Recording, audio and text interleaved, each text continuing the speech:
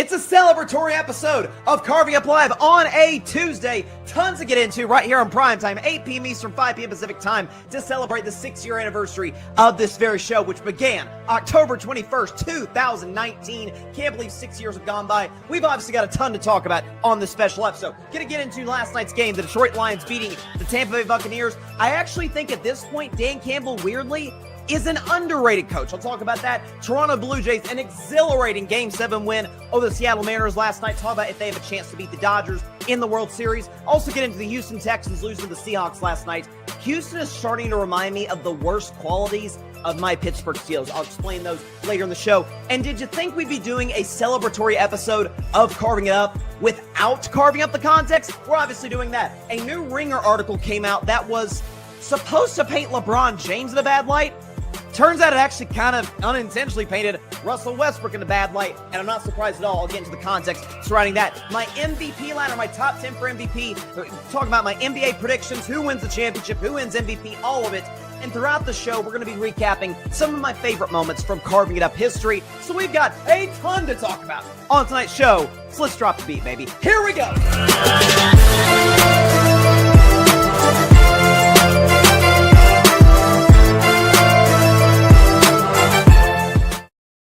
We're rolling, ladies and gentlemen. Good evening and welcome to Carving It Up Live, a very special episode, a celebratory episode of the 6-year anniversary of the show. Of course, I am Bryson Carver, as always, a couple hours later than usual. This wasn't quite, as my good friend Patrick Brown would say, this was not quite the night edition show. That I'd save that more for like 9 Eastern beyond. When I was in Orlando, Florida, did a couple of 10 p.m. podcasts. That's what we call the night shows in lieu of obviously Steph Curry. Speaking of Steph Curry, as you heard me say in the open there, NBA predictions, the game's going on right now between the Oklahoma City Thunder, Houston Rockets. If you listen, might as well. How about this? I don't know if YouTube TV can do this, but do a split screen. Do the Houston Rockets, the Oklahoma City Thunder in one half, and then Carving It Up the other. Get the whole experience. Because we're going to be talking about basketball. We're going to be talking about football. We're going to be talking about baseball. Crazy Game 7 win for the Toronto Blue Jays last night over the Seattle Mariners. Talk about that. MVP ladder. This is something I've been teasing recently that I've kind of wanted to do. I've decided, you know what? Let's roll. Let's go and get into this as far as my top 10 list of guys for the MVP in the NFL so far, because every time we get into this discussion, we end up mentioning a bunch of names. This guy's MVP. This guy's MVP. Let's narrow it down. Let's put together a list, and I've got it for you in about 45 minutes on the show, carving up the context on a, honestly, kind of a funny article that the Ringer put out about Russell Westbrook, LeBron James, their tense relationships, to say the very least, with the Los Angeles Lakers. Talk about that and a number of things. But let's get to a team that, in Carving It Up history, has been very, very, very good to the show, the Detroit Lions. But first, it's only appropriate that we start Carving It Up 6-year anniversary celebration by celebrating a team that got a big-time bounce-back win on Monday Night Football, the Detroit Lions. And Dan Campbell, should I even ask, what did y'all do to the red-hot, at the time, number 1 seed, Tampa Bay Buccaneers? Kneecap.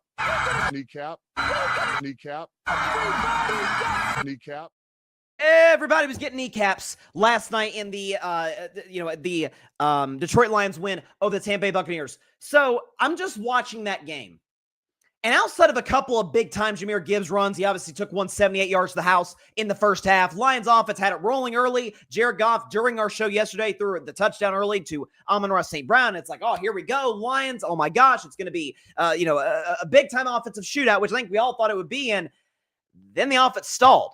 Then there were some bad officiating errors. Again, as I said to some friends of mine last night watching the game, if that play in the fourth quarter where there's a double review, where there's a play of Tampa, but K-Dot stops short of the first down. Refs say that he got it. Dan Campbell challenges. They go back to the replay booth. They say, yes, he did got it. Yes, he did get it. And then they go back and they say, actually, no, he didn't get it. A double review. If that happened at Chiefs game, I think the internet might have exploded. But of course, who would expect consistency as it relates to fans' outrage with the officials and this conspiracy that the league is rigged for the Chiefs, which is obviously nonsense. That's not what this is about. What this is about is this.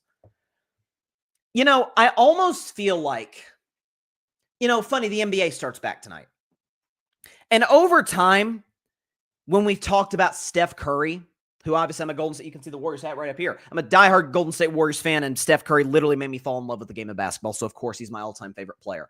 And I felt over time, when folks refer to him as almost like in passing as, oh yeah, greatest shooter of all time. Obviously, that's a huge compliment. No one's ever shot the basketball better than you, Steph.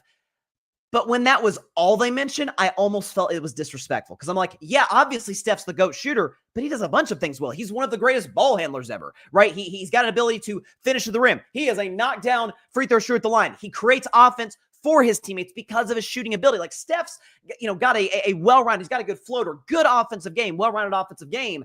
And we just sort of minimize it to, oh, he shoots threes really well. I almost feel like we've done a similar disservice to Dan Campbell, the head coach of the Detroit Lions. So who does, I just played it right there. Dan Campbell and Oprah. You get a kneecap. You get a kneecap. Everybody gets a kneecap. Because Dan Campbell famously, early 2021, he gets hired by the Detroit Lions to be their next head coach. And in that press conference, he's like, we're going to bite your kneecaps. We're going to get up and smile. We're going to go at you, kind of sounded like a meathead. And I remember coming on the show, gosh, I think I was still in audio format. That's how long it was ago. This was a few weeks before I went to YouTube. And I'm like, oh, bless his heart. He's like, I'm sure he's a nice guy, but this is Detroit. It's historically been one of the worst franchises in football. At the time, they had one playoff win in the Super Bowl era that Barry Sanders got them in the early 90s. I think it was 1991, 38-6, if I remember correctly, against the Dallas Cowboys. All of those things, just a disastrous organization. Wasted Barry Sanders' prime and Calvin Johnson's prime and Matthew Stafford's prime. Bless his heart. This is not going to work. Could not have been more wrong. I feel like we almost minimize Dan Campbell too. Oh man, he's a rah-rah coach. He gets those guys ready to go and they play hard for Dan Campbell. All of which is true. Just like saying Steph Curry's the greatest shooter ever. Very true. But there's something, man, about first impressions. There's the old cliche, never get a second chance to make a first impression. And it applies to a lot of situations. And I feel like with Dan Campbell, that's the lasting image. He's rah-rah, bite kneecaps, and the Lions win. Therefore, that's what he does, right? Motivates the team. We're going to play a Dan Campbell clip from the locker room after the game. Great motivator, and that's his value. Folks, it goes way beyond that. Listen, I believe that the Lions, I picked them to go to the NFC Championship game before the start of the season. This is the third year in a row that I've done that. They came through for me in 2023. Appreciate that on the part of the Detroit Lions. But there was a lot of, 15-2, 1 seed, bouncing their first playoff game by the 6 seed Washington Commanders. And the defense isn't that good. Even when they were healthy, they're not that good. And holy crap, they had the best tandem of coordinators in the league. Ben Johnson, Aaron Glenn, and both are at the building. What are the Lions going to do? They're talented. They still got talent on offense with Jahmyr Gibbs, Amon-Ra St. Brown, Sam Laporta, Jameson Williams, Jared Goff. Good offensive line. But then they have some retirements in the offensive line. Frank Ragnow. They lose some pieces. And the Lions will be good, but they won't be anything special. They won't be like a Super Bowl contender. And it's a new offensive coordinator, John Morton, who's done a good job. And it's a new defensive coordinator for the Detroit Lions, guy by the name of Kelvin Shepard. He's done an excellent job. Who sets the culture? Who hires those guys to your staff? See, the thing is, coordinators, if you do a good enough job, if you're an Andy Reid, if you are a Sean McVay, a Kyle Shanahan, guys with, Andy Reid's got a gigantic coaching tree, but the guys like Shanahan and McVay have growing coaching trees. Eventually, those guys are going to go off and be successful. It's the brain drain sort of effect, right? But the truly great ones sustain success, almost agnostic who the coordinator is. That's just the reality of it, and that's what Dan Campbell is. I think it is time we acknowledge. I know as fans, fans, and certainly the media does this, the intellectual minds, that's the best coaches. And by the way, it's true in a lot of cases. Andy Reid's the best coach in football. Brilliant. Kyle Shanahan, I think, is the coach of the year thus far. Same thing. You think about guys like Kevin O'Connell, very cerebral, former quarterback. But a guy like Sean McVay, who I think is the second best coach in football to Andy Reid, he's like a perfect mix of the two. Kind of a young guru, but can also set a culture and motivate his guys. Set a certain standard in that locker room, in that Rams locker room, to have his guys ready to go. And that's Dan Campbell in Detroit. Not the offensive guru necessarily that Sean McVay is, but folks, I don't know if there's any better example of this, and we won't name names because there's too many, But we see it in politics. I swear to God, anytime I see an interview with a politician, back-to-back interviews, I don't know what they stand for, what their core principles and beliefs are by the end of the interview. You can count on your hand the number of people. It's like, well, they're consistent. Know what they're going to say. Agree or disagree. They bring a raw authenticity to the table. With Dan Campbell, any NFL fan that's watched any football over this is now 5 seasons for Dan Campbell in Detroit. What do you know? They play their butts off, play to the whistle. They go for it on fourth down every chance they get. They use analytics, but there's also a bit of a macho football guy-ish thing to it. They love each other. They play hard for Dan Campbell. He's a great interview. They want to hit you in the mouth. They want to run the football. Jahmyr Gibbs and David Montgomery. They've even got nicknames Sonic and Knuckles. And the defense isn't great, but they're a bend but don't break defense. They held a Tampa Bay offense that was rolling to this point to 9 points. Held Baker Mayfield, at the time, the front runner for MVP in a lot of people's eyes, to barely over 50% completion percentage. Not that we shouldn't take credit away from Kelvin Shepard. Not that we shouldn't take credit away from John Morton. But that guy, that big, jacked, works out with the players, I'm sure, biting kneecaps, all of it, rah-rah macho man. He's so much more than that. That's important, and that is a part of his character, of his identity as a Detroit Lions head coach. Goes well beyond that in terms of his value to this franchise. And so that last night, the Lions did not, their defense was good. The Lions offense did not play well, and that shocked me because I don't think Tampa Bay's defense is that good. Jared Goff wasn't great. There was an interception at the end of the first half, and it's like, outside a couple Jahmyr Gibbs runs, they're not really getting it going. I think they were held to, if I'm not mistaken, they were only held to 10 points in the second half, just didn't really have it going.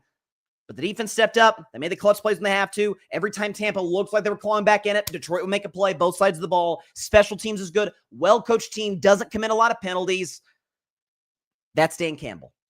You cannot mention the 5 best coaches in the league and his name not be included. When you consider, and I get it, also some credit should go to Brad Holmes, general manager of his team. Where did he come from? Of course, the Los Angeles Rams, one of the premier run organizations of the league.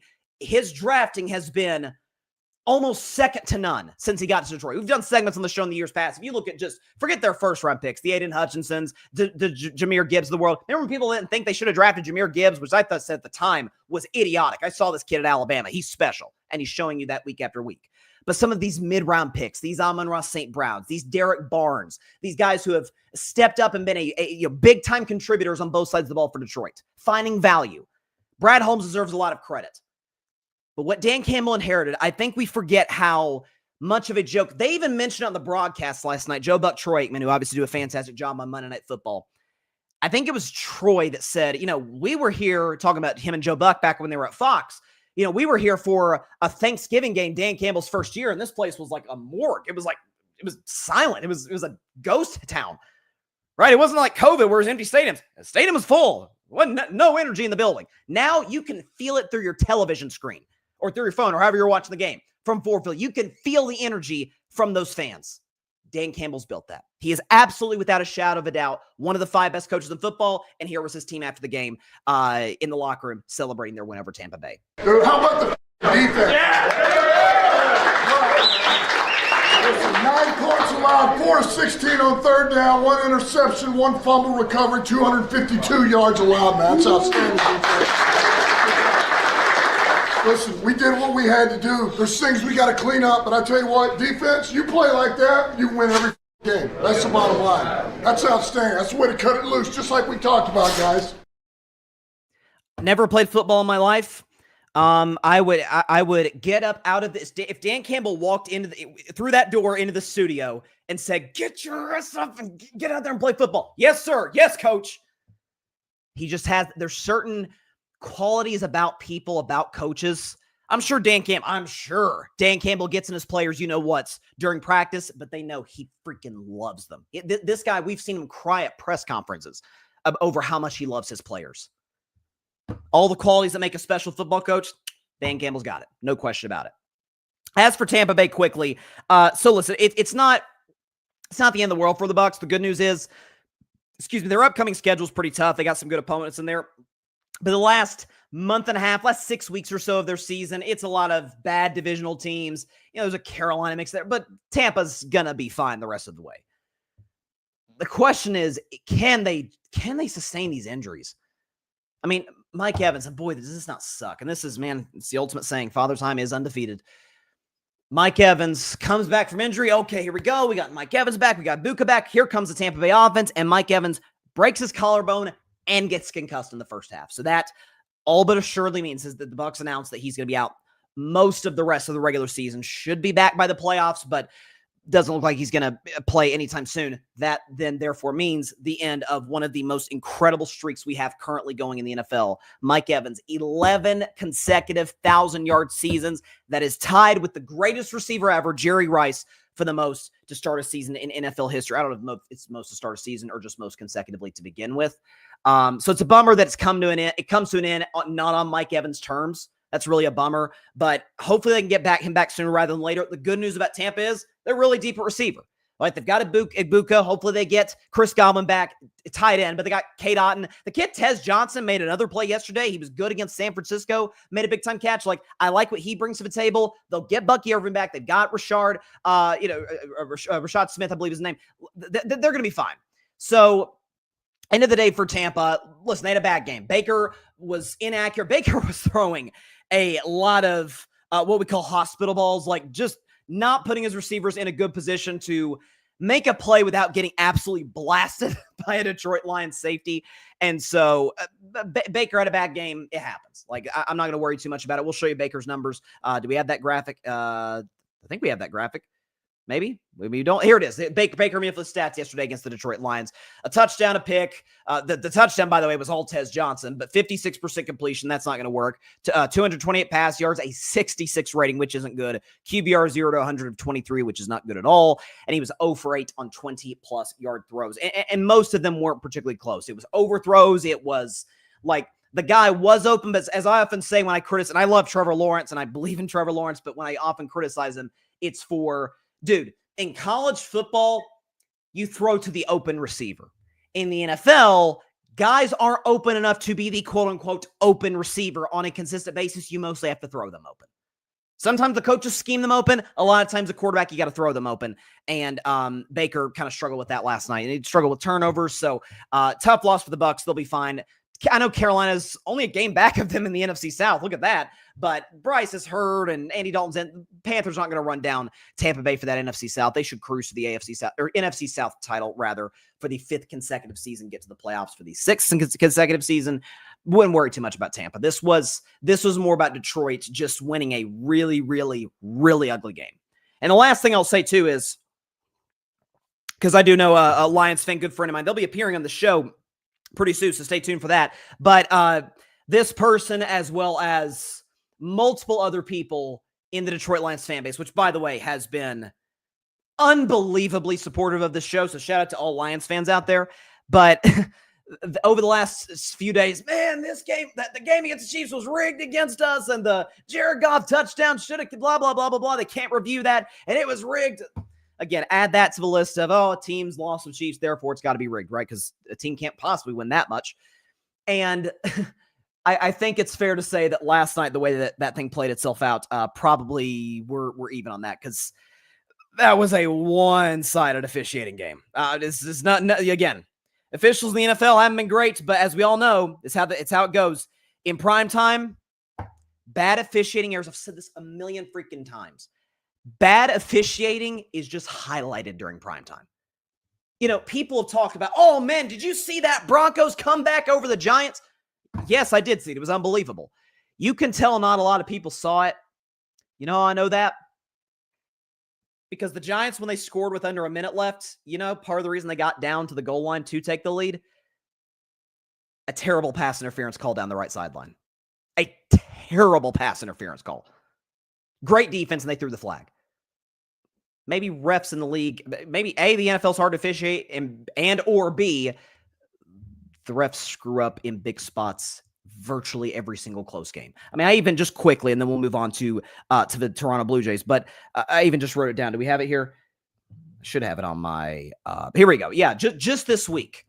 There was a roughing the passer call on Dak, and I love Dak, but it was not roughing the passer. Dak's helmet just so happened to kind of fall off because he was at a weird angle. It was not roughing the passer, but they called it.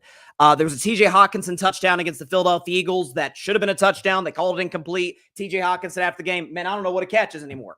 That used to be kind of be a problem in the NFL about a decade ago. That was a bad missed call. Again, I mentioned the PI in the Broncos, the Lions play again. I've never seen that where a team challenges a play. The refs come out and say, all right, play stands as called. It's like, okay, team lose the challenge. And then ref comes back out. Actually, after a second review, the play on the ruling on the field is reversed. It's like, what the heck? I thought you just reviewed it. What second review? Again, there was a first half interception by Detroit that was not a pick. And by the way, officials, I wrote this down, what I've seen all season long. They are letting holding go more than ever. I mean, that's so this idea that all the Chiefs get all the calls and that it's one-sided. The Chiefs play on more nationally televised games. They're outside the Cowboys, the most watched team in the NFL. I would argue they might even be more watched than the Cowboys, just in terms of the overall breadth of the season, if you include the playoffs.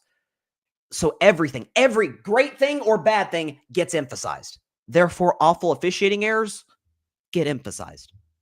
That doesn't mean that's the reason the Chiefs have a dynasty. I hate to tell you. They used to say that about the Patriots. They used to say that about the Warriors. I've always said this. If you need an officiating call to go your way in order to win a game, that's on you. Don't put it in their hands. It's pretty simple. All right, let's move on to Major League Baseball. Boy, Game 7, did that not deliver last night? So I got to say, I was really pulling hard for the Seattle Mariners. A, because I picked them coming into the playoffs to win the American League, to win the pennant, go to the World Series, which the second reason I was pulling for them is what I was going to say is they've never gone to a World Series. I think Joe Davis said last night they're the only team in all of baseball to have never gone to a World Series, and just a fan base that's been through a lot of heartbreak. They've never been an opportunity where their teams had a chance to clinch the AL pennant. Had two opportunities, albeit on the road in Toronto, weren't able to get the job done. So they lose last night 4-3 to the Toronto Blue Jays on a George Springer go-ahead 3-run shot to give the Toronto Blue Jays a lead that they would not relinquish. I really wish we could have gotten a Cal Raleigh at bat in the ninth inning. Julio Rodriguez, who was not kind of hot mic necessarily, but you could hear one of the Mariners players was being interviewed. You could hear Julio Rodriguez, the back, just let out this just scream of just frustration because he struck out. He swung on a pitch that would have been ball 4 and put him on base, given to me the MVP of the American League, Cal Raleigh, an opportunity to do something regardless. So the shocking part about Seattle losing isn't that they lost because Toronto's an excellent baseball team, is the fact that Seattle's starting rotation is really, along with Cal Raleigh, obviously, the main reason why I picked them to win the American League. It's the main reason a lot of people picked them to go to the World Series. And the last few games, ever since they went up 2-0 on Toronto, winning both games in Canada, it's like, oh my gosh, here we go. Seattle's rotation fell apart. They were atrocious in the last 5 games. And so not necessarily yet last night, obviously in Game 7, bullpen made an error there, but it's just it's a prime example of, in the Major League Baseball postseason, it's usually more times than not the hottest team that gets the postseason, not always the best, and the pitching has to be at an A+ level, at worst an A- level. And in the case of the Mariners, it was at a D+ at best level, at least the starting rotation was. For Toronto, listen, I'm still shocked that Seattle pitched to George Springer in that spot when they had a base open. Like, give yourself an opportunity to, I was talking to a Blue Jays fan today at school, and he was like, yeah, I was shocked. I was so glad that they let George Springer bat even before he had a home run, which he kind of has a history of doing back with the Houston Astros. Again, cheater, correct, yes. All the 2017 Astros are cheaters, no question about it. That's the only title that I believe in the modern era there is an asterisk next to, because they literally use methods other than the rules of the game to win a title, regardless. But he has a history of doing this. He has a history of, some of those big games, again, albeit probably knew the pitch was coming, but still, he has the confidence, he has the experience in those spots to come up big, to hit one out of the ballpark, to give a team a lead or tie the game or keep them in it, regardless of what the situation is. I'm shocked that they didn't let the bat go into a player not quite of George Springer's caliber to potentially force a double play, to hopefully get out of that inning, and then you're up 3-1 going into the 8th inning. Now you're in good shape moving forward. But Toronto's got home field advantage. against the Los Angeles Dodgers, which is critical. That's although it wasn't that critical for Milwaukee because they lost both games. So did Philly, by the way. So I guess the Dodgers have yet to lose a road game this year in the postseason. But Toronto, as we saw, one of the most iconic playoff moments in recent memory, the Jose Bautista bat flip, 7th inning, 3-run shot against Texas. That's about as loud as you'll hear any baseball stadium in your life. Last night, that place, Rogers Center, was rocking. So, listen, there are certain ballparks that have a legit, true home field advantage in the postseason, and Toronto is absolutely one of them. Seattle is that. The Red Sox at Fenway is that.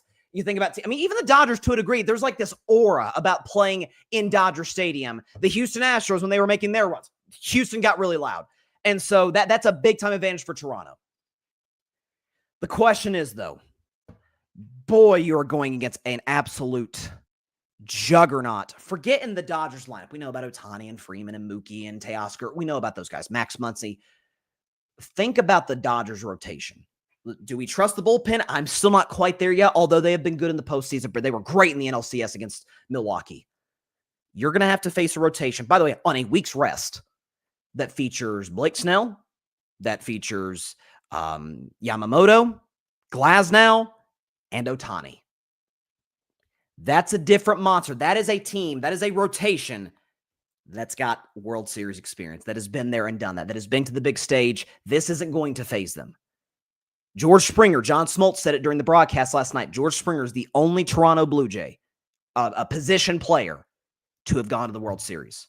So guys like Vlad Guerrero on down, first rodeo, man. This is a brand new set of circumstances. You're facing the defending champions. You're facing a team that is looking to go back-to-back, which no baseball team has done in the 21st century. They're the first team since the Phillies in 08 and 09 to go to back-to-back World Series at all. Phillies won in 08, lost in 09 to the Yankees. When you're facing a team like that, that is 4 wins away from cementing themselves as the dynasty, and we haven't had that in decades in Major League Baseball, there's a challenge that goes beyond the playing field. There's an aura, there is a vibe that you have to overcome over the Los Angeles Dodgers, a team full of champions, both with LA and, to my chagrin, away from LA as well, because Mookie won a title in with my beloved Boston Red Sox before we stupidly traded him. I still haven't forgiven the front office for that. But regardless, that's a different conversation for a different show. Freddie Freeman's won a World Series with Atlanta, World Series MVP last year. By the way, Teoscar Hernandez is a former Blue Jay, so there's like a whole kind of motivation for him. I'm telling you, this is a Dodgers team that is cooking in fish grease right now, and a team that has gotten better each and every round against a better playoff opponent each and every round. Wildcard series, Cincinnati, great story. Kudos to them for getting in the playoffs. They're building something over there. Love Ellie De La Cruz. That was over quickly, as we all knew it would.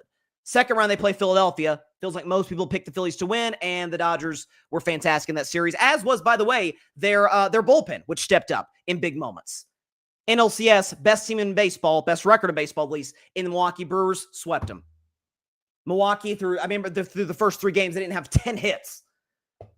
Unbelievable stuff. So a week's rest. Toronto's come off this highly emotional, come from behind, down 2-0, and then down 3-2 to the Seattle Mariners. That home field advantage in those first 2 games are going to be critical. Toronto has to split the first 2 games. They've got to get at least one. Because do I think they can get one at Dodger Stadium? Sure they can. Philly's got one at Dodger Stadium. It's doable for a team as talented as Toronto.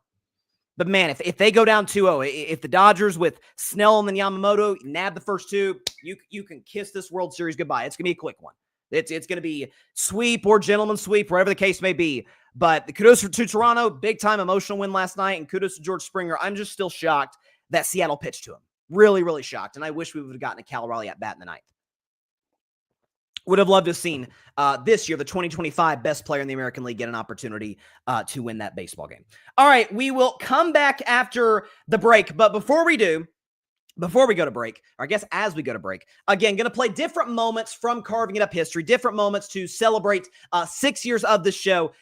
I want to get the first one out of the way quickly, because anytime I hear it, I just, again, I cringe a little bit, because it was a long time ago, and let's just play the clip. It's the first words that I ever spoke in the history of the show on this day, October 21st, 2019. Here you go.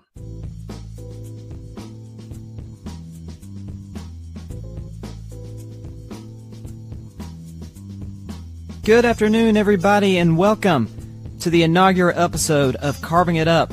I am Bryson Carver, and there's so much to talk about in the world of sports today.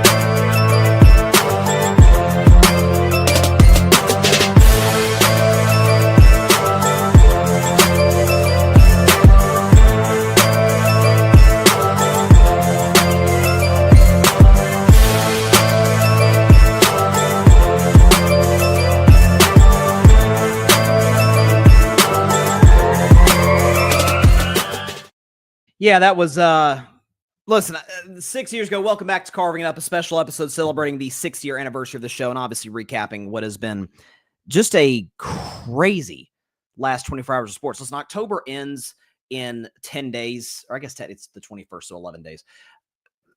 This is truly, always has been and always will be the best month in sports. Like we got multiple football topics, which I'll get into in just a second. I'll talk about Texans and Seahawks in just a moment. We got a baseball topic, Game 7 of the ALCS. Doesn't get better than that. Bill Russell said it best. The best two words in sports are Game 7. We've got some basketball stuff, a wild story that you're not going to believe. Going to talk about on Carving Up the Context, because I got to do Carving Up the Context, you know, on a 6-year anniversary show, about a Russell Westbrook and LeBron James article from when they were teammates with the Los Angeles Lakers. It's wild stuff, and you're definitely going to hear the insights with that as far as what the Ringer said, and then kind of my take on it and the context behind all of it and how I interpreted it. MVP ladder, NBA predictions. By the way, NBA is going on right now. The season tipped off. Oklahoma City and the Houston Rockets, defending champion Oklahoma City Thunder. And just look, I haven't watched a dribble of this game yet because I've been doing the show, obviously. But look at the box score right now, and Chet Holmgren is on fire. 7 for 8 from the field is Chet Holmgren. He's got 18 points in this game. Does he have any blocks in this one? He's got a block in this game. So good stuff. And obviously kind of like a sidebar storyline is Kevin Durant in one of his many returns to Oklahoma City, obviously since leaving the Thunder a long time ago in a galaxy far, far away in 2016. And looks like he's 3 for 8 thus far with 8 points. But this got to be tough for KD, right? Played 9 years with the franchise, came so close to winning a title, went to a finals in 2012, went to multiple other conference finals in 2011, 14, and 16. And then he's there for the Oklahoma City Thunder, raising the banner, celebrating a championship. He just wasn't on the Thunder. So that's going to be tough for him. But I think KD's going to ball out. And I think Houston not having Fred VanVleet to me is absolutely positively devastating. And I think it's going to hurt them in the long run because of the veteran presence, and he's a good decision maker, good point guard, really good 3-point shooter, championship experience. So him getting hurt this offseason, I'm pretty sure it was an ACL, was devastating for this team. Okay, let's talk about the second game that maybe not a lot of people on the East Coast saw last night between the Houston Texans and the Seattle Seahawks. Seattle won this game 27-19. The game was, I can't even say that the game wasn't as close as the score would indicate, just because the Texans got a late touchdown to make it a 1-score game. That's not the story. Because Seattle wasn't even that good last night. Every single Seattle touchdown drive in this game came from either pass or right up near midfield. So essentially, every time they scored, they were in phenomenal field position. When they didn't, they were probably backed up. This Houston Texans team is weird, and it's starting to remind me of the worst qualities of my Pittsburgh Steelers.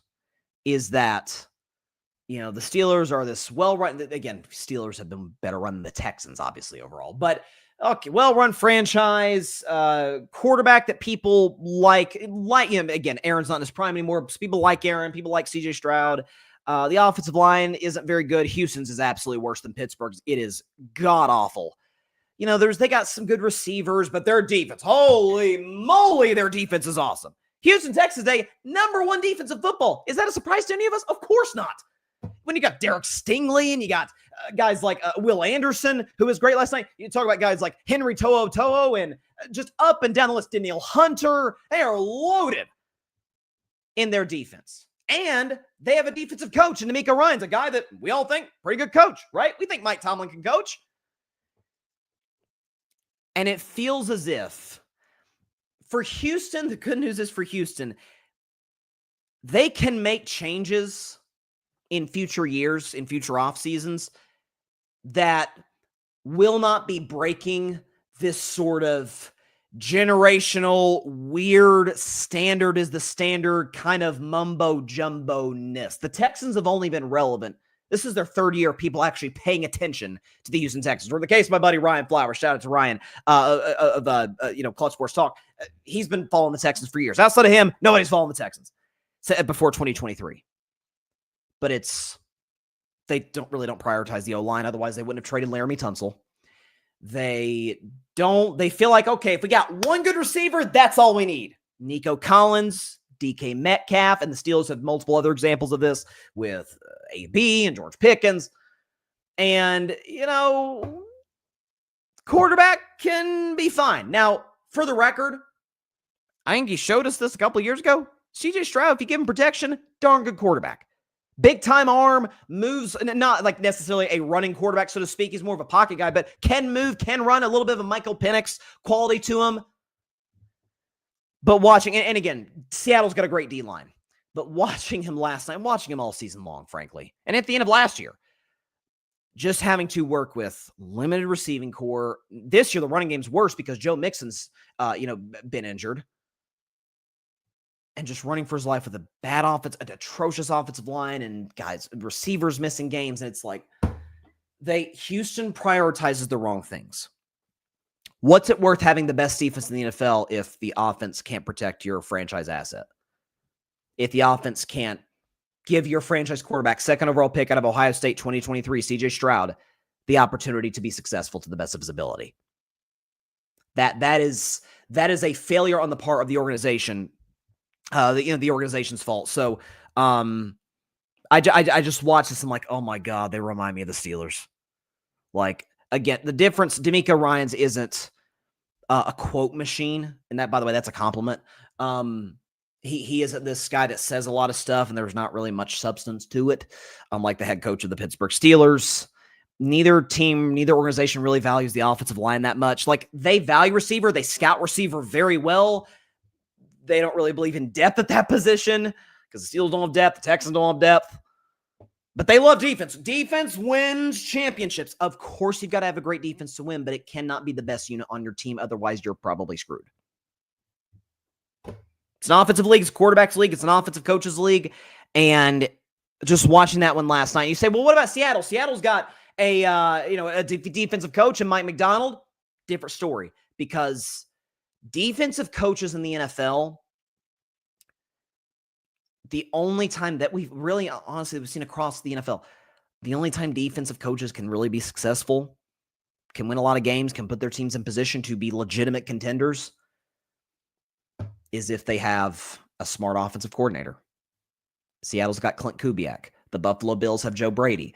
The New England Patriots have Josh McDaniels, right? These smart offensive coordinators, good play designers, develop quarterbacks well, because if they don't, it looks like the New York Jets with Aaron Glenn. If they don't, at times, it's looked like prior to this year, the anemic offense that has been the Pittsburgh Steelers for the better part of the last half decade plus. With bad OCs, guys that Tomlin can control. Remember the Mac candidates? Oh, Lord, I'd love to forget it. I just watched Houston. They're valuing the wrong things. As for Seattle, I mean, by the way, too, like, Houston forced 4 turnovers last night. 4 on Seattle. Couldn't get done. So it's just, they're valuing the wrong things. I didn't buy into Houston before the season. I was not of the mindset that they were going to win the AFC South for the third year in a row. I just didn't see it. The O-line defense is awesome. It is unbelievably good. Best in football, according to the numbers. And the personnel is excellent. DeMeco Ryans, great defensive coach. But even like the little details, even like the situational stuff. And I don't know, again, I'm going to be fair here. Based on DeMeco Ryans' reaction on the sideline, it seemed like he didn't want this player to do what he did. So I'm not necessarily going to blame D'Amico himself, but let me make sure I get the time and score right. So, well, I know the score was 27-19, which ends up being the final score. So Houston scores a touchdown with 2:04 left in the game. It's 2:04 left in the game. Houston has one timeout. So they're on the other side. Excuse me, they're on the plus side of the 2-minute warning. So they're going to get a guaranteed clock stop with that, and they've got a timeout. So if they can hold Seattle 2-3 down, okay, we can get the ball back with a little over a minute. Crazier things have happened. With the new kickoff rules, with the touchback coming out to the 35-yard line,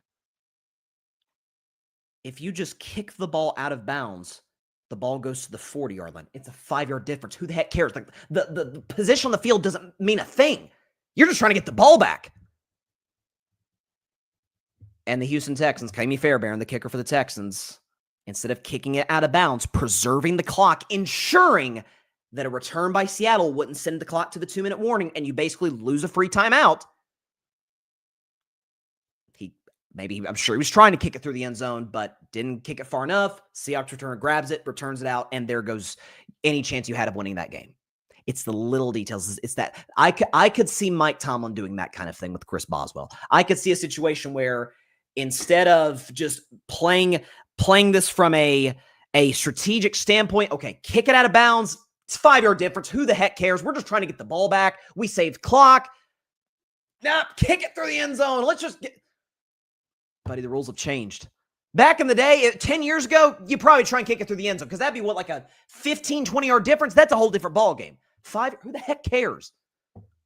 It's the little stuff. It's the situational errors that have plagued the Houston Texans in a big way. And again, they value the wrong things based on last night.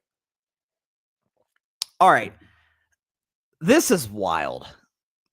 This article that came out today, and I was tempted to, because it's not too long, I was tempted to read the entire thing live on the show, but I feel like I think people that do that on podcasts, on TV shows, I've seen people do it on shows in years past. I feel like there's a bit of I'm telling you what matters, because if it's like this long like op-ed or something or whatever, it's like, okay, give me the meat of the story. I can read it on my own time and draw my own conclusions. Why are you trying to tell me what is in the article based on what's in the whole thing? Like, I think it's a waste of people's time. I think it's a bit preachy. So I'm not going to read the whole article to you guys live on air, but I encourage you to read it from The Ringer.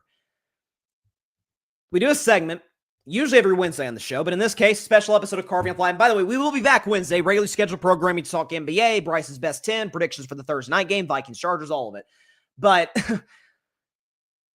I couldn't miss an opportunity to do Carving Up the Context, which is quite simply one of my favorite segments that we've introduced on the show. So, as the head coach of the Colorado Buffaloes, primetime Deion Sanders says, "Give me my theme music."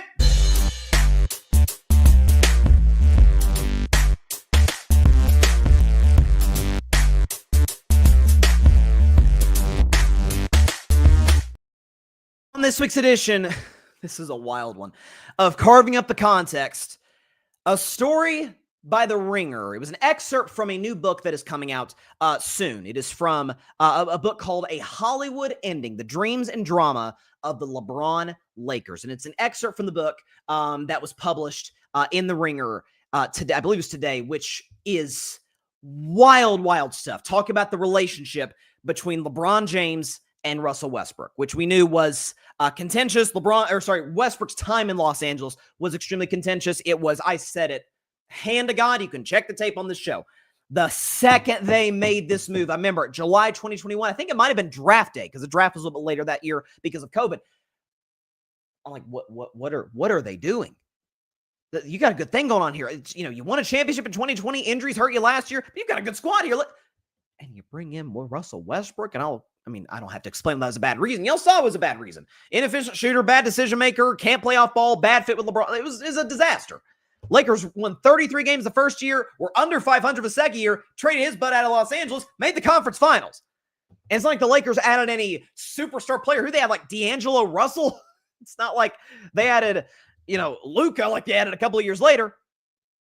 So obviously addition by subtraction that we saw in the in midseason of 2023. That's not the story. The story is from The Ringer, Bill Simmons, network, talking about, and I don't know I don't know if they were attempting to try and portray LeBron in a bad light. It certainly seems that way. The way I read it, it sounded like it was actually Russ. By my mind's eye, that looks really, really bad in this piece. So the article starts, it talks about how at the end of games, there was a disconnect on who's the primary decision maker in the fourth quarter close games. Is it LeBron? Is it Westbrook? Like, who is it? Who makes these decisions? And when it was all said and done,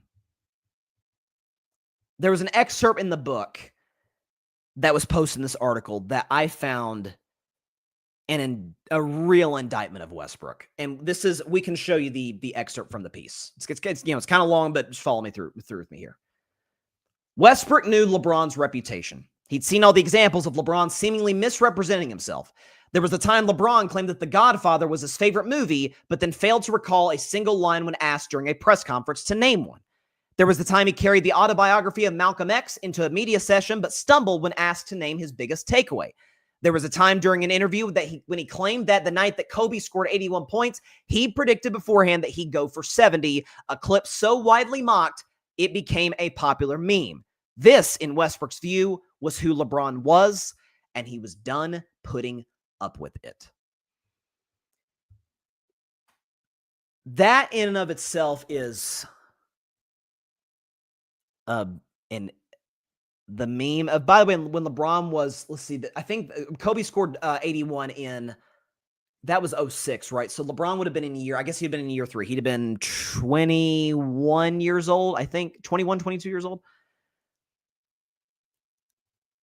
That's what you're holding against Bron is like this indictment of, oh, he's this fake.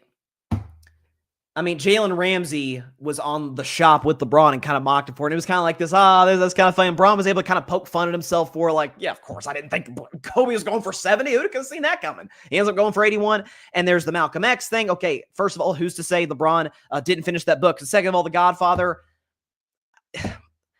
Was LeBron probably lying? Yeah, he's probably lying. If he can't recall a line from The Godfather, one of the most iconic movies, some people believe the greatest movie ever made, he probably didn't see The Godfather. So was it a lie? Yeah, it's a lie. But is that an indictment to say, man, Bron is he's just this phony? That's the examples you used? An internet meme?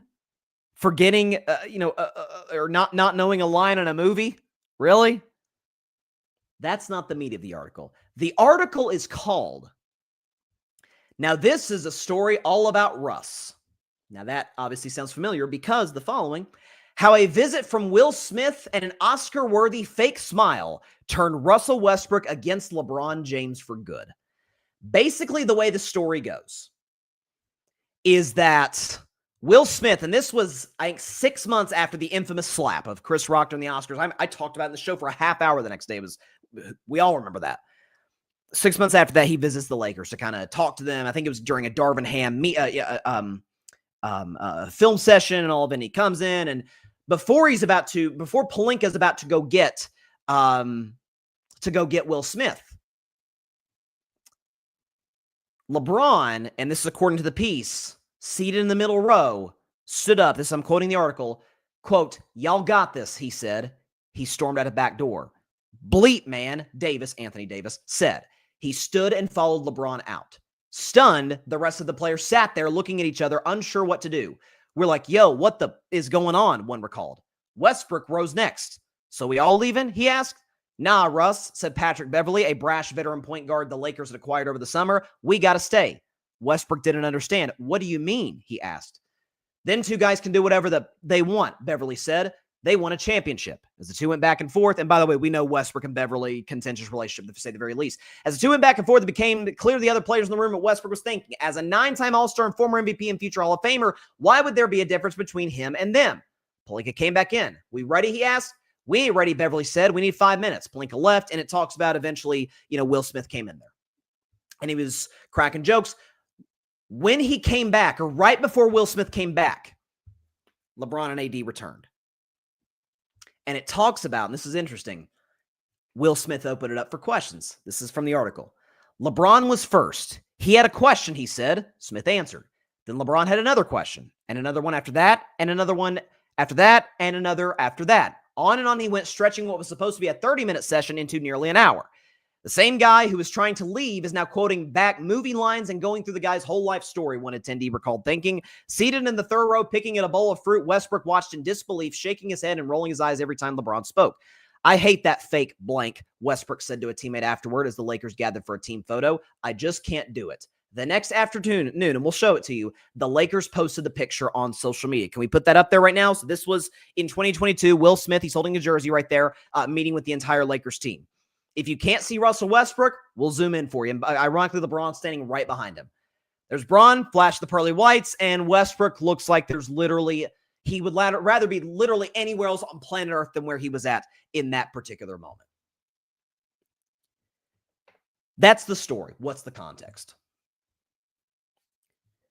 Reading this, it like kind of all crystallized it for me about Russ, who I want to say this in the front end. Again, don't know the man. Based on what I've read about the guy, things he's done in his personal life, things that he's done for his local community, the way his friends of his talk about him, I don't think Russ is a good person. I think Russ is an excellent person. I've told this story so many times on the show, partly because it applies to a place that I truly love with all my heart, Disney World, which I worked there earlier this year. Disney World was obviously the side of the bubble back in 2020. Russ was with the Rockets. When the Rockets got eliminated from the playoffs and the guys were packing their rooms, Westbrook, I forgot what the total amount of money was, but left like this huge tip for the person cleaning his hotel room. And I'm like, okay, that Russ didn't have to get the glory for that. Russ didn't do this big. He didn't have somebody recording it. That always feels really inauthentic to me. Russ didn't do that. Russ has done some great stuff in his community. I think Russ, by all accounts, good husband, good father. I think Russ is a really, really good person. I mean that genuinely. Reading this article and certainly watching Russ's, most of his career, prime Westbrook and then post-prime Westbrook, he's always had this real innate flaw as a player, and I think it kind of extends to his personal life to a degree. Westbrook is one of those people that takes pretty much everything with the exact same amount of seriousness. You ever seen that one person and like they never smile? It's like the same. Just kind of going about their business, not like their expression doesn't change. There's not, hey, what's up? Hey, what's up? They take themselves too seriously. They can't really crack a joke at themselves or laugh at themselves. They take everything with the utmost seriousness. By the way, certain situations we should take seriously, as we all know.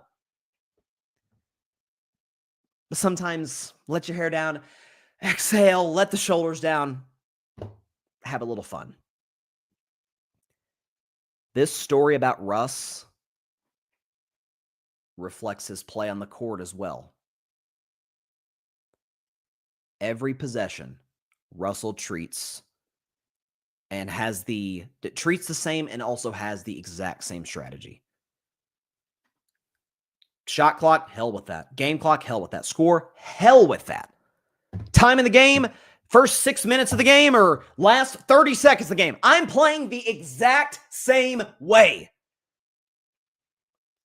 And there's a metaphor for life that I've often used when talking about Westbrook in that, obviously we know you obviously approach the last 2 minutes of a game differently than you approach 9 minutes and 23 seconds left in the second quarter.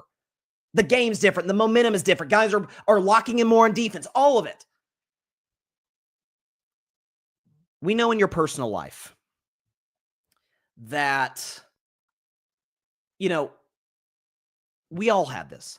I talk to my mom differently than I talk to my friends, differently than I talk to my boss, differently than I talk to my professor, differently than I talk to. It doesn't mean we're inauthentic. That's what Russ, the article literally says it verbatim. Russ felt that LeBron was inauthentic.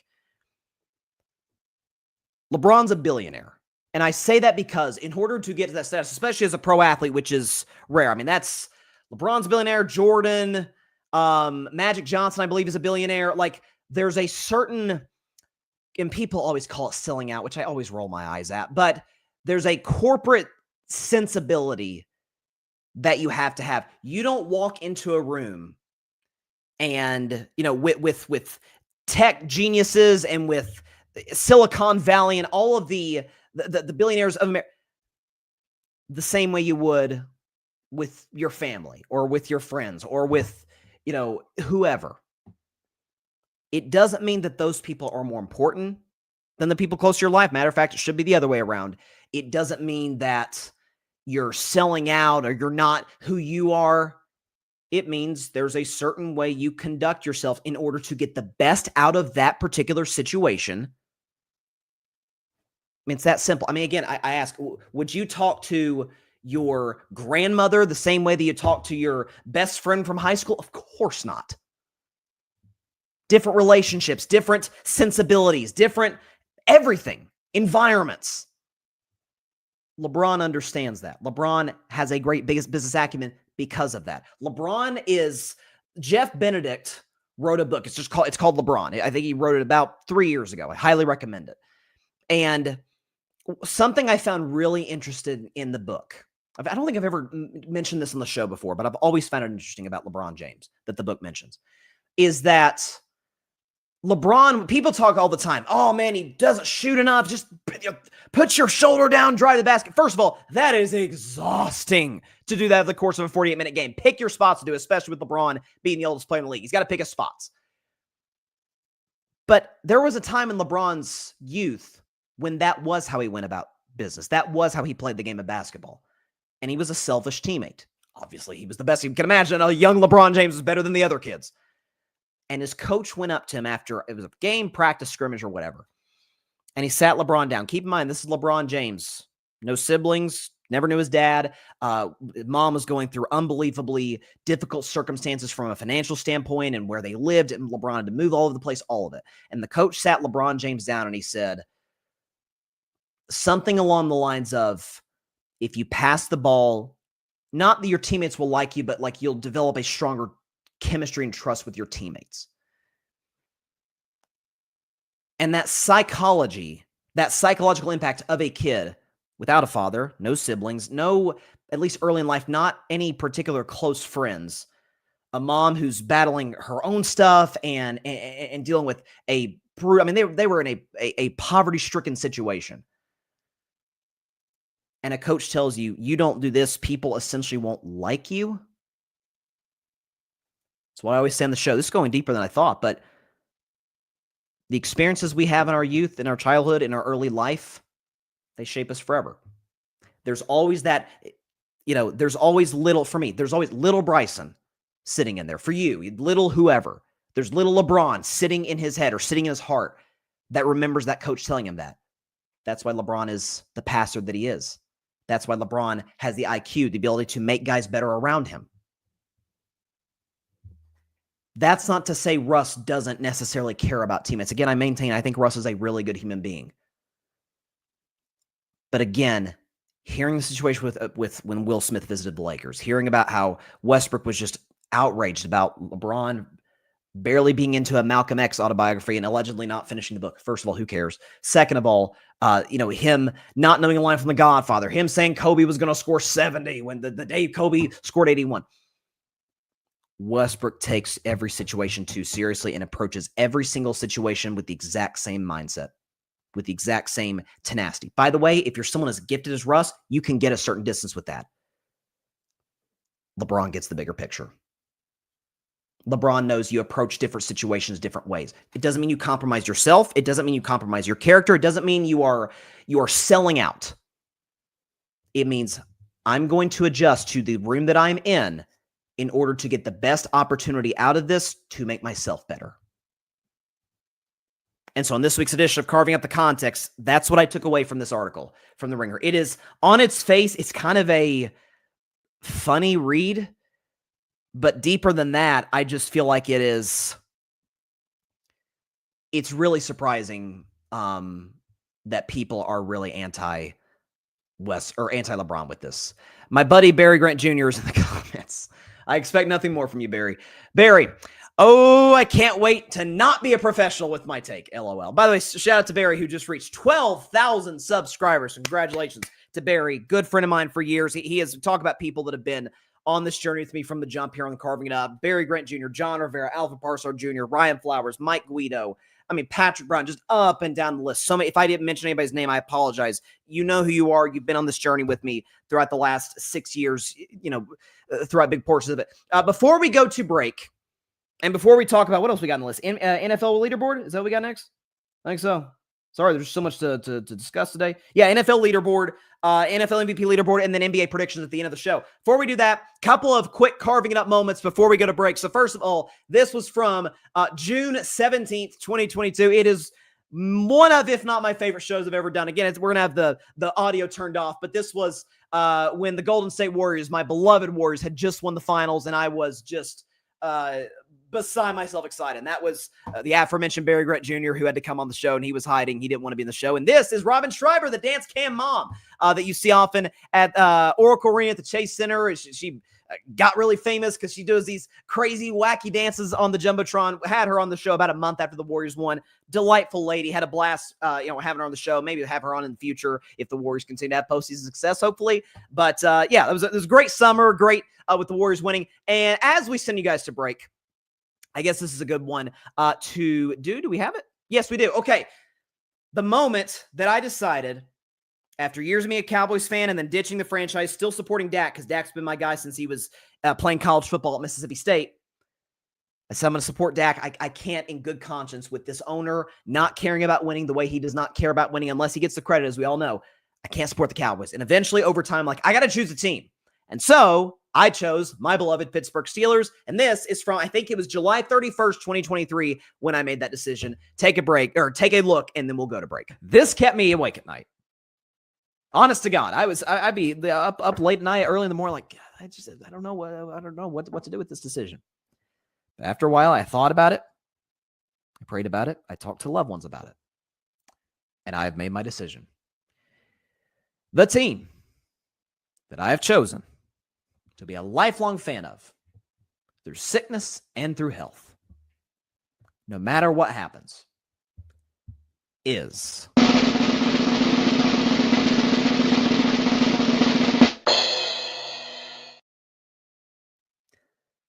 the 6-time Super Bowl champion Pittsburgh Steelers, ladies and gentlemen. Let's go. Pittsburgh is the team I've chosen. I see my man John's in the comments here on Instagram. He's got the black and yellow. He guessed it initially. It is Pittsburgh. I chose Pittsburgh over San Francisco. By the way, I got the hat here. Got a terrible towel as well. Decided might as well, bring out the terrible towel. I can't really get the appropriate torque to spit. There we go. Got the terrible towel back here.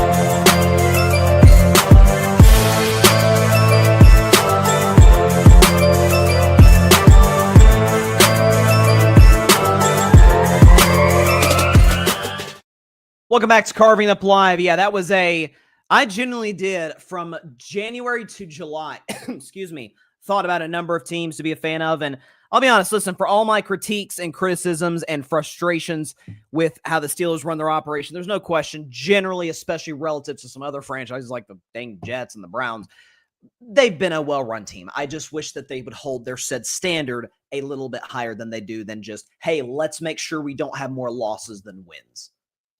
And that's basically the benchmark. That's the goal. That's my main thing. All right. Let's go to a segment. This is going to be something that I try to do moving forward. So obviously each week or every Wednesday to be specific, I do Bryson's best 10. I rate my top 10 teams in the NFL. Got a great list coming out tomorrow. But moving forward, I don't know if we'll do it every week, if we'll do it every other week.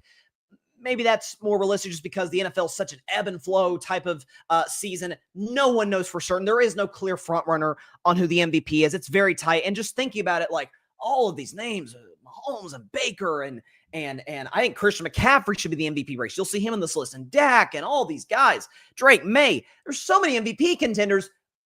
What should it look like? I know Vegas has got their odds, but Vegas, that's in the future. That's what they project the who the MVP will be, how the MVP standings will look. But in the here and now, this is how I think the MVP race should look. So let's go and get the background music. Here we go. Okay, so we will start at number 10. The number 10 player on Bryson's MVP leaderboard is Bijan Robinson, running back from the Atlanta Falcons. Bijan is at number 10 on Bryson's MVP ladder. Here's why. So, listen, didn't have his best game against the San Francisco 49ers on Sunday. Clearly, San Francisco was ganged up to make sure they stop him. Don't let Bijan go off the way that the Buffalo Bills and too many other teams have done. This is a guy who, listen, Atlanta's got a very talented offense. They've got Drake London, and Kyle Pitts occasionally shows his ability. And I do believe in Michael Penix as a talent. This guy's the lifeblood. This guy is everything to stock his offense. Catching the ball in the backfield, running between the tackles. He's crazy fast, so run through you.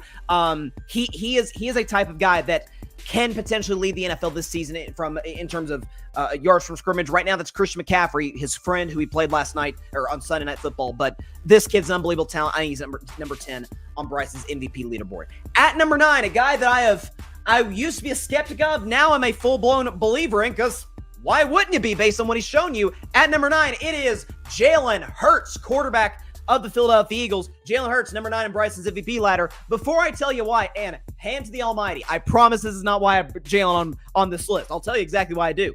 But big shout out to Pamela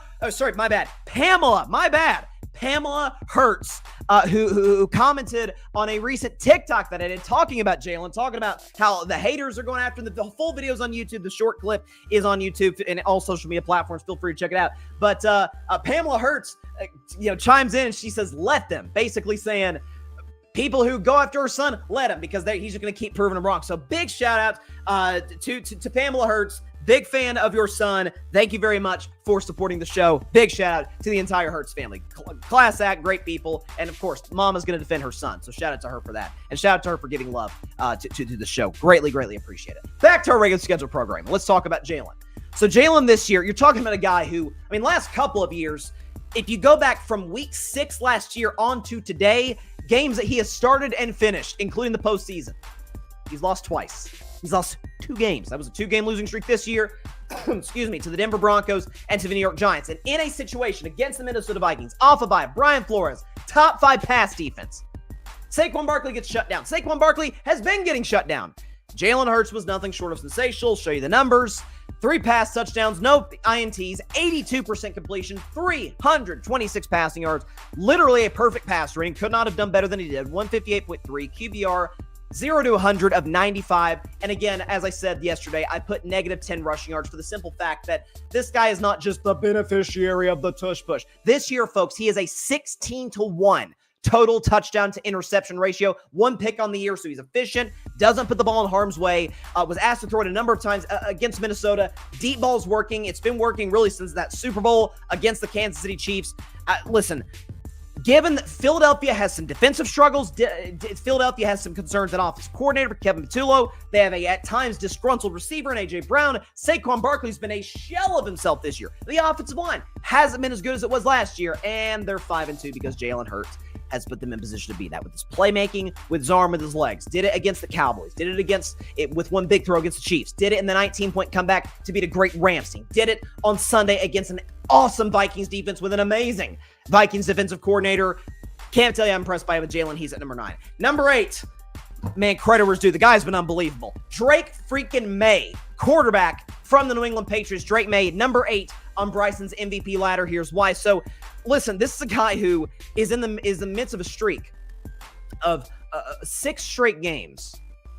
Has Drake May had, or 5 straight games. No, it's 6. 6 straight games with a passer rating over 100. That's remarkable. Drake May became the first Patriots quarterback, and I'm sure you can think of some other Patriots quarterbacks off the top of your head, to have over 200 yards passing, to have multiple touchdowns, and a completion percentage over 90%. No Patriots quarterback has ever done that. Not even the greatest who ever did it, Tom Brady. That's what Drake May's doing. The deep ball's working. His mobility, he had over 60 yards rushing. He can move quite well. Can Drake May? He's been the lifeblood of this offense. Listen, getting Josh McDaniels in there, getting Stephon Diggs, upgrading the receivers. Booty's a good wide receiver too.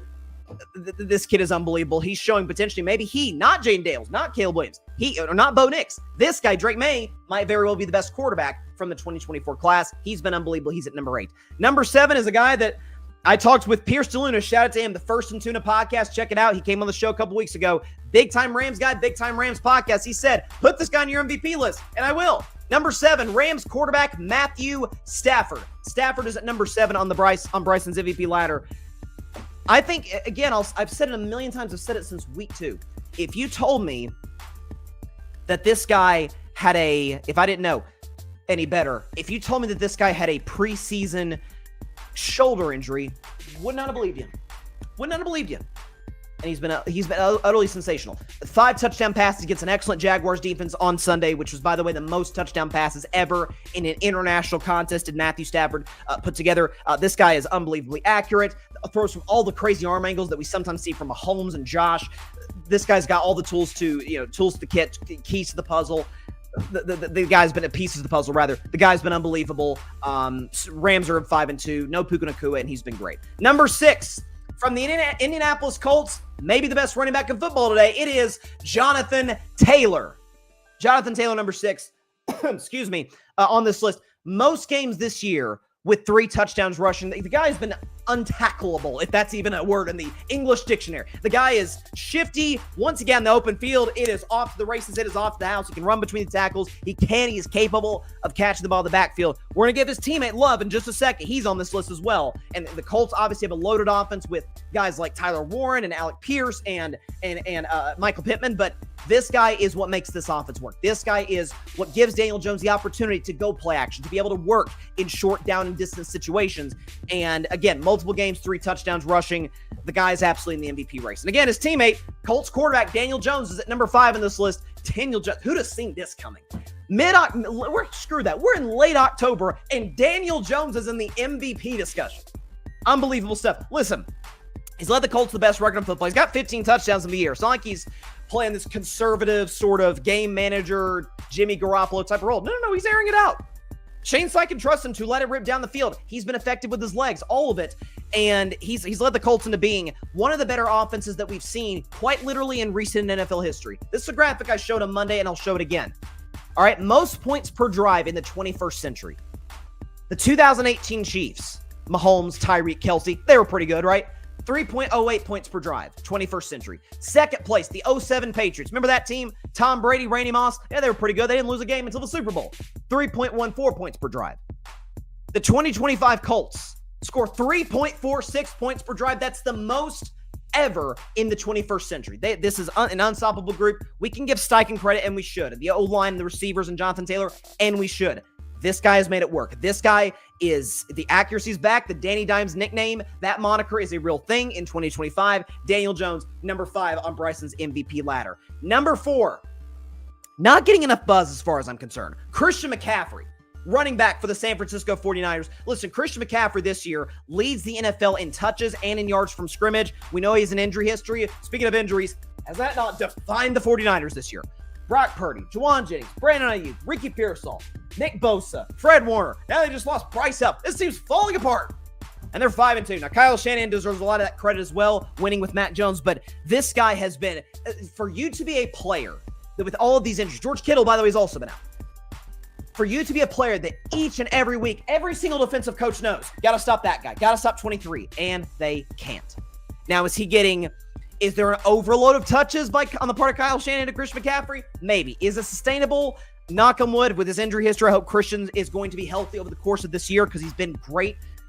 He's been phenomenal. He has been the lifeblood of that 49ers offense. He's able to bail out Mac Jones and the limitations at receiver. And at times, some of the injuries to the offensive line, he's been sensational. Listen, the last healthy season he had, he was the offensive player of the year. Let's give him some love for some MVP consideration. Come on. Christian McCaffrey, 4th on my Bryson's MVP ladder. At number 3, I'll be honest, he was at number 1. He was going to be at number 1 coming into the week, and then last night happened, so he had to slip a little bit. It is Baker, touchdown maker, Mayfield, quarterback, obviously, of the Tampa Bay Buccaneers. So look, Baker this year, prior to last night's game, led the NFL in touchdown to interception ratio. He only had one. Obviously, he had the pick that really should not have been a pick in the first half against Detroit. Was airmailing guys, was throwing some hospital balls, just didn't look comfortable. 0 for 8 on 20-plus yard passes. But other than that, you're talking about somebody that has dealt with the injuries of Mike Evans, of Emeka Egbuka, of Chris Godwin, of injuries to the offensive line, injuries to Bucky Irving. The defense isn't that great. And the Bucs sit here today, 5-2, and 4 of their 5 wins come on game-winning drives. He's been clutch. He has been poised and composed, making plays with his arm. And the case of last week against the Niners, with his legs on 3rd and long. He's playing the best football of his life, including at Oklahoma when he was the Heisman Trophy winner back in 2017. Baker's comeback story is something to really admire and appreciate, and he's been absolutely fantastic this year. Last night didn't kill his MVP chances. There's a long way to go. He just has to fall fair is fair just a little bit. Baker is at number 3. Number 2 is a guy who, as we sit today, Vegas has in 9th place in MVP odds. And again, I know this is projection of the course of the season. Still, way too freaking low. Bet that way, Cam. That's great value. At number 2 on this list, it's my guy, Rain Dakota Prescott, quarterback of the Dallas Cowboys. Y'all know him as Dak Prescott. He's number 2 on Bryson's MVP ladder. Listen, you're talking about a guy who in the last 4 weeks, let's show Dak's numbers. He's literally played perfect quarterback.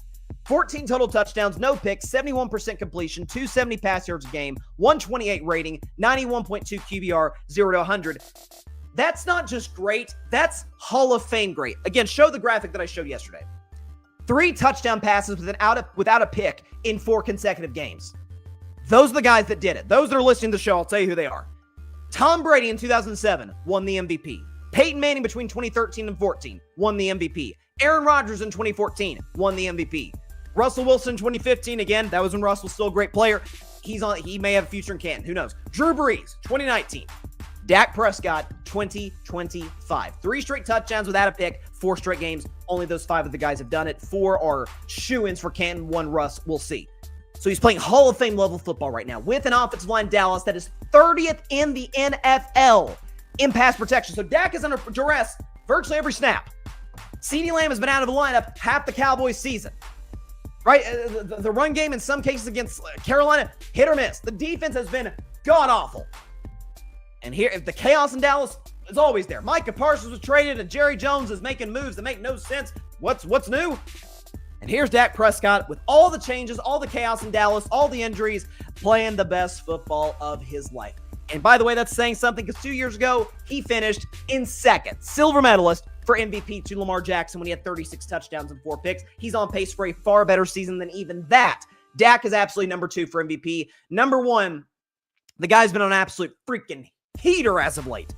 The best quarterback in the league, and guys, let's keep it a buck. We all know the best player in the league. It is one Patrick Mahomes, the quarterback of the Kansas City Chiefs. Mahomes leads my MVP ladder right now. Again, similar to Dak, although in this case, obviously the Chiefs have a better record than Dallas. But start the season. You know Rashee Rice is out. And then game 1, first try of the game, Xavier Worthy, bam! Shoulder to shoulder against Travis Kelce, gone for the next few weeks. Since Xavier Worthy has come back, the Kansas City Chiefs, who people question their offensive identity, and is Mahomes really that good? And all of these things. And the Chiefs offense wasn't that great last year because they were hurt. And it wasn't that good in 2023 because they led the league in drops.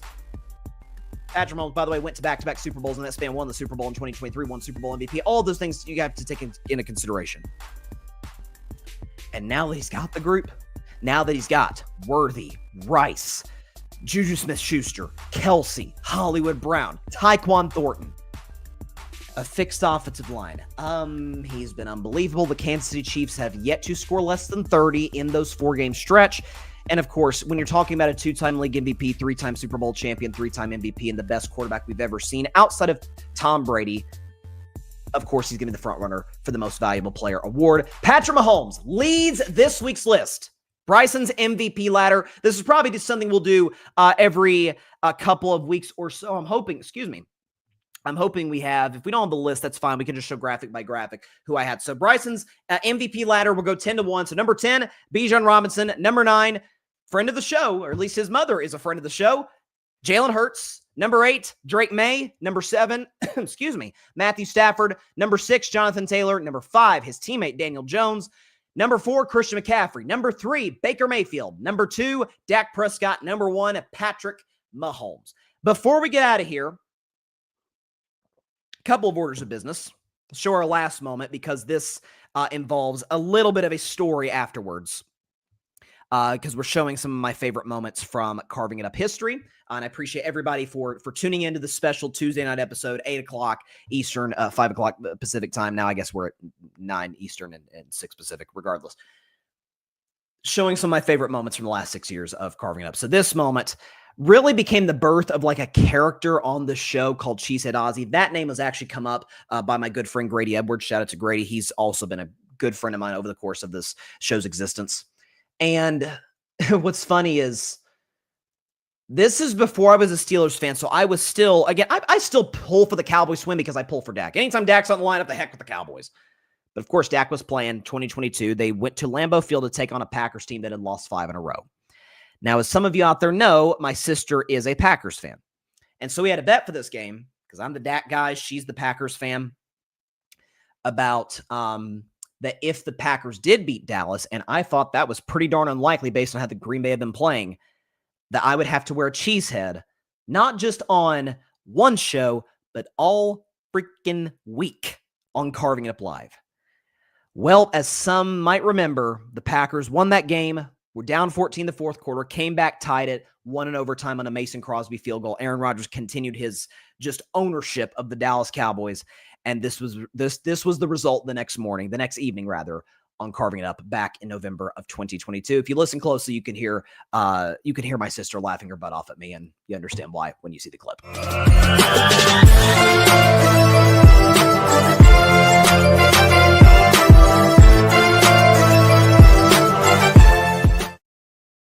Good evening, everybody. Welcome to Carving It Up Live. We're on Facebook. We're on YouTube. We're also on Twitter. I have a very unconventional look for the show today. You may be wondering why I have a block of foam dairy on my head. It's because I lost a bet to a Packer fan who happens to be sitting right in front of me. Yeah, that was rough. And again, I didn't have to wear that cheese head for that segment. I didn't have to wear that cheese head for that show. I had to wear it all bleeping week. And by the way, that was my stupid idea. She didn't even propose that. I said, I will wear it all week on my show. And gosh darn, if I didn't have to wear that stupid, really uncomfortable. I don't know how you Packers fans do it. That thing is uncomfortable as whiz. Listen, again, like I said, phone dairy. Like it's with my hair is like kind of itching my forehead. It was terrible. I don't know why I'll wear it. Either way.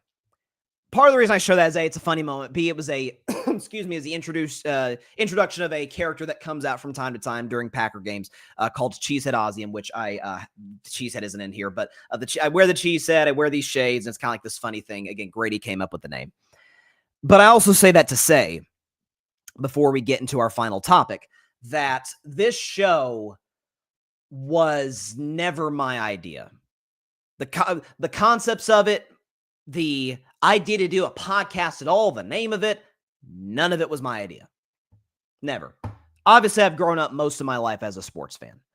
I've always loved to talk about sports. I've loved to debate sports, loved to watch sports. As a little kid, I played sports, played baseball and soccer and basketball.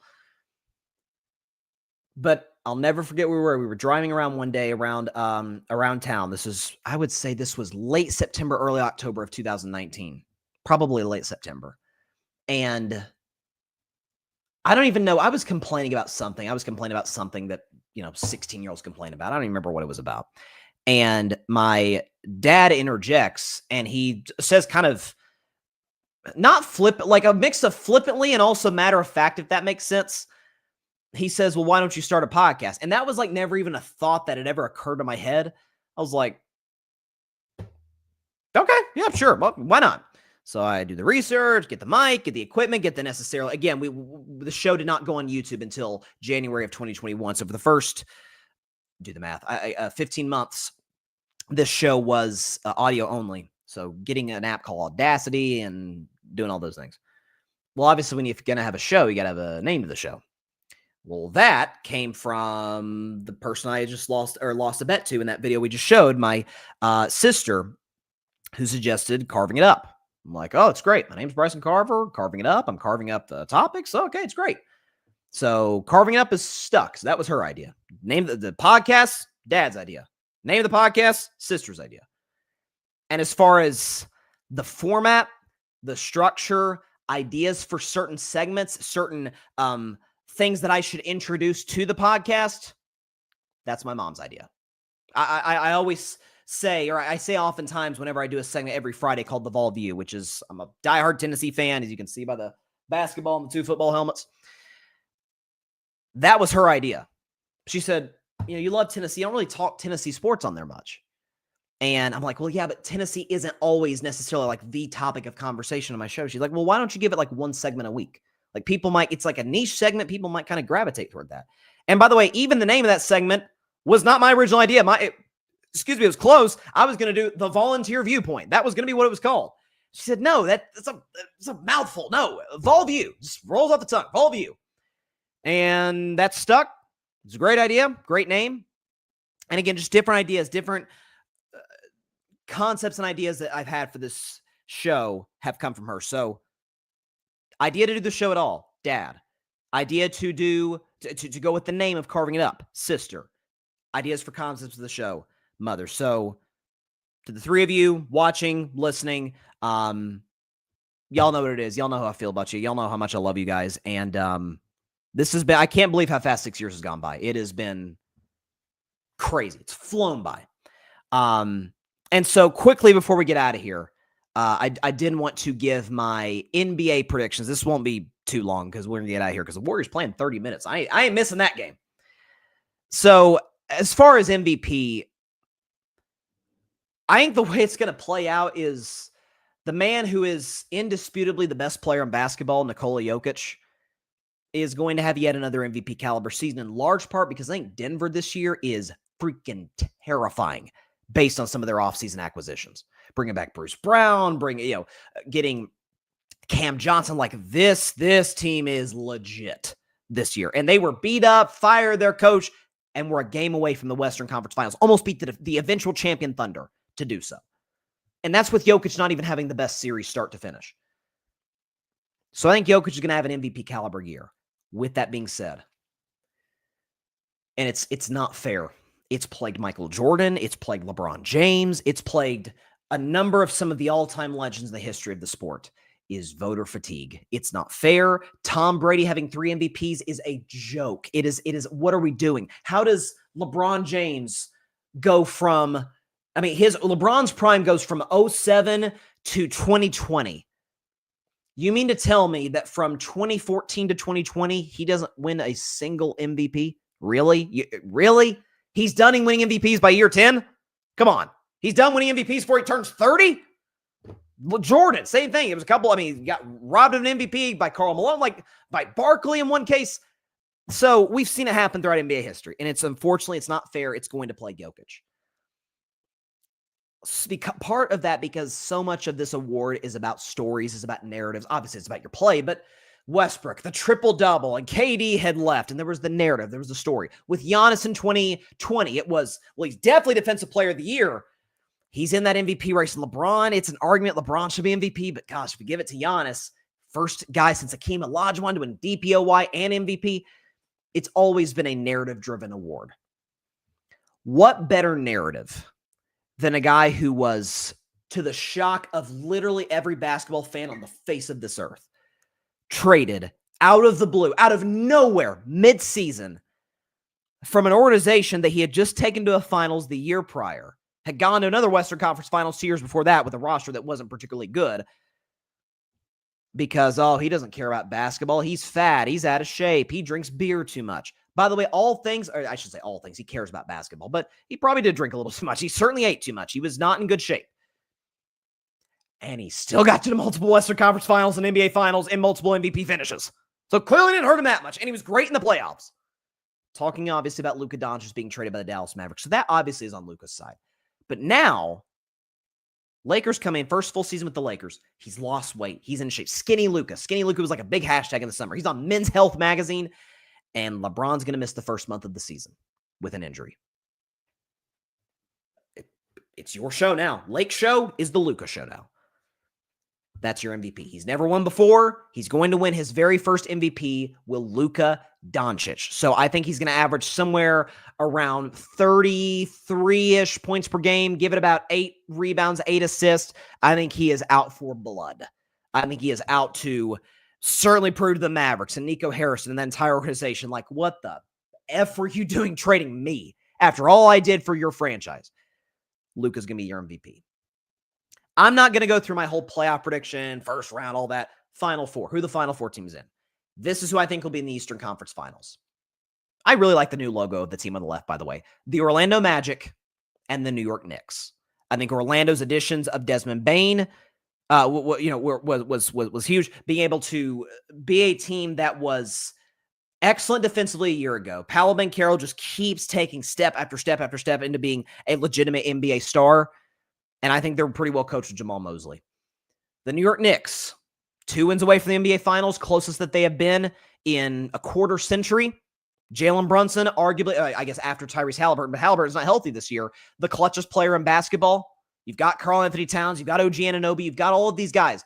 But the problem that continued to plague this team was Tom Thibodeau, as good of a coach as he was, he did not believe in using a bench, and that will plague you every single time in the playoffs when guys, it's a war of attrition. Guys just run out of gas. It's that simple. We're all human.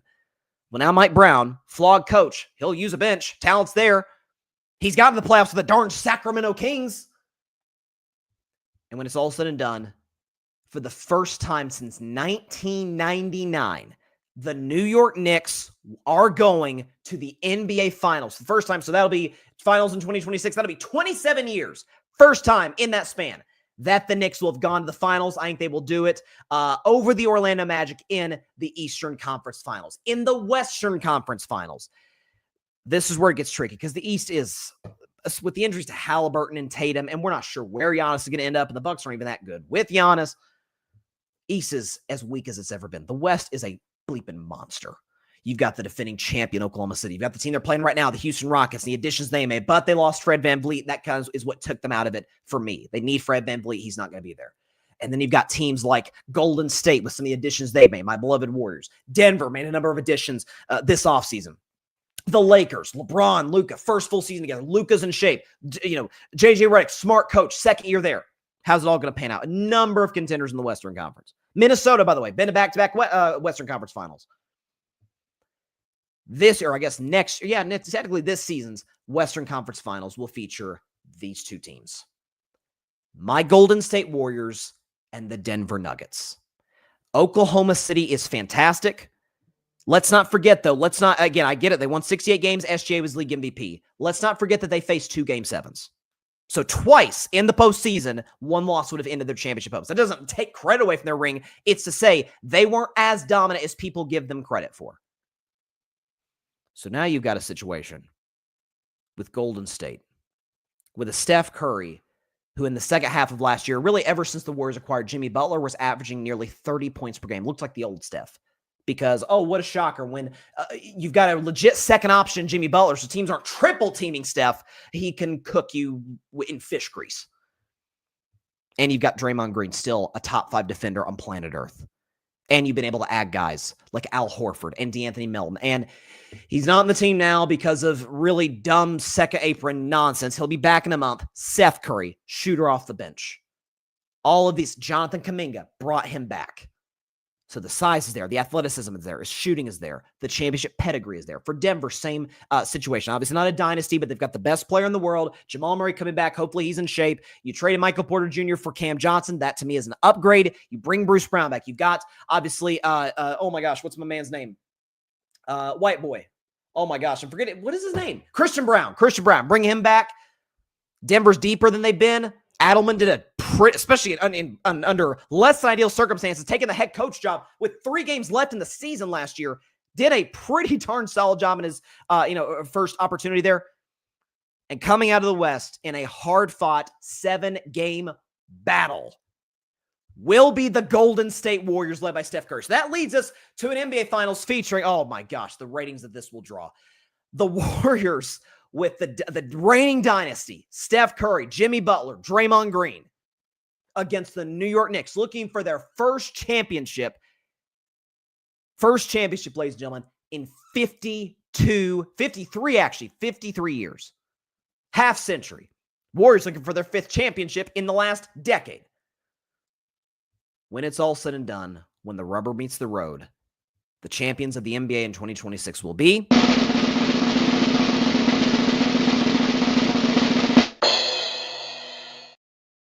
my Golden State Warriors. And put me on screen. I'll tell you why before we get out of here, because this is an opportunity to send us out on a high note here on the 6-year anniversary of carving it up. I'll sum it up quickly. Think about last year for the Golden State Warriors. Think about a team that was playing 500 basketball all year long. There are reports, sources told me from the Bay Area, if this season keeps going south, if this is yet another year, 3rd in a row, in which the Warriors either miss the playoffs or barely get in with a less than ideal roster because the front office isn't making the necessary moves to put themselves in position to compete, Steph will consider leaving. Steph himself said it in the media before the year. I will be a Warrior as long as we are dead set on competing for championships. Steph was starting to doubt that. I can tell you that. Source in the Bay Area told me he was doubting that. Then they make the move for Jimmy Butler. In the last half of the season, the Warriors with Steph, Draymond, Jimmy. I believe their record was something like 27-8 with those 3 in the starting lineup. Unbelievable basketball. All of a sudden, Steph's out here averaging 30. All of a sudden, Steph is out here, a game that I attended, dropping 56 against the Orlando Magic. He's out here dropping 50, 12, or I think it was 50, 10, and 12 threes against the Memphis Grizzlies late in the season. Getting tripled even against Houston with Jimmy Butler out of the lineup for a game or two. Doesn't matter. Still puts 30 on their heads.